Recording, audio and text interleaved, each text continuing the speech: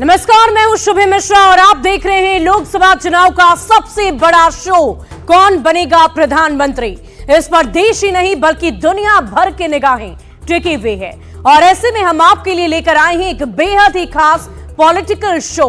इस बुलेटिन में हम आपको 4 अलग अलग सेगमेंट में खबरें दिखाते हैं। सियासत की सबसे बड़ी खबर से लेकर नेताओं के बवाली बयान भी सुनवाते हैं। सियासत से जुड़ी वायरल तस्वीरों के साथ ही हम आखिर में फटाफट अंदाज में चुनावी चौबीसा भी आपको दिखाते हैं। तो चलिए शुरू करते हैं आज का ये शो और पहले देखते हैं आज की सबसे बड़ी चुनावी खबर।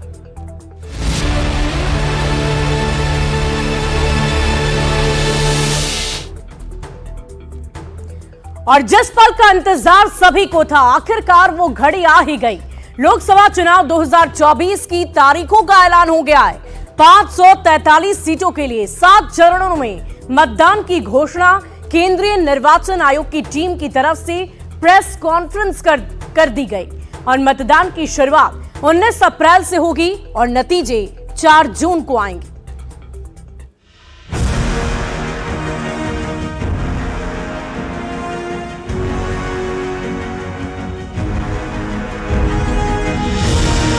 चुनाव आयोग ने लोकसभा चुनाव 2024 की तारीखों का ऐलान कर दिया।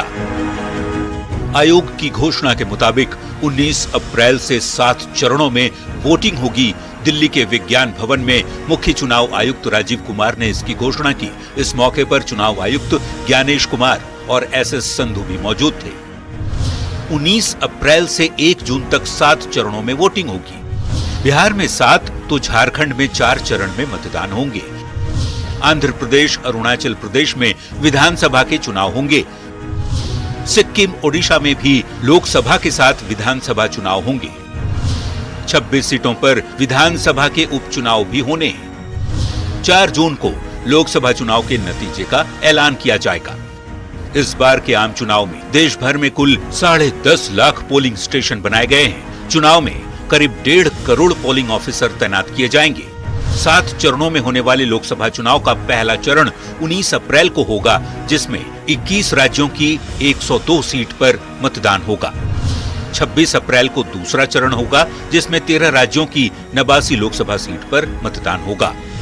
7 मई को तीसरा चरण, जिसमें 12 राज्यों की 94 लोकसभा सीट पर चुनाव होगा।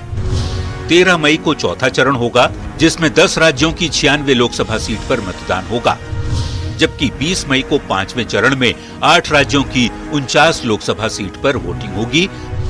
25 मई को छठा चरण होगा, जिसमें 7 राज्यों की 57 लोकसभा सीटों पर मतदान होना है और 1 जून को 7वें और आखिरी चरण में 13 राज्यों की 57 लोकसभा सीट पर मतदान होगा।